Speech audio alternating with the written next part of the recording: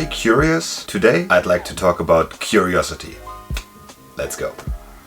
When I started my education as a paramedic, it was obvious for me that I wanted to help the people in their worst moments. I believed that I learned enough to take away people's fears and pains. Every day I went to school and learned so many basics. How the heart works, how much blood is in your body, and why breathing is so important. I learned about infections, fractured bones, and heart attacks. And basically, I learned a lot about the human being. When I finished school, I had to practice at a real ambulance car. In Berlin, my hometown, it's load and go in the rescue business. That means it takes more time to treat the patient where he is right now than bring him to the next hospital. But I decided for myself that I want to do what I actually learned at school, so I went out of the big town into the countryside. Oh boy, was that boring. Believe it or not, 70% of the emergency calls are suitable for a taxi. I was convinced that the paramedic school was absolutely wrong,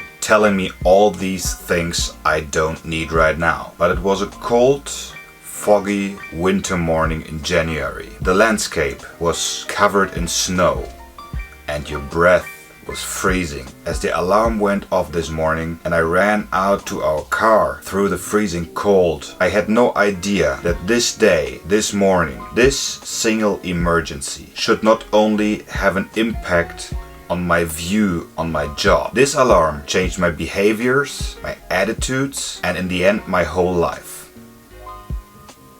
Welcome to the V-shape, my favorite plot in storytelling. We have just reached the turning point. Until here, the hero is suffering because of doubts and insecurity. But why is the V-shape so successful? Because we simply don't want to hear about your success. We want to hear about your failure and your insecurity. Why? We want to hear how you took something really bad that happened in your life and turned it into something heroic and became who you are today. Because I'm gonna learn from that. So take the data of your life, turn it into real people doing real things, and you're gonna move mountains with it. Improve your story.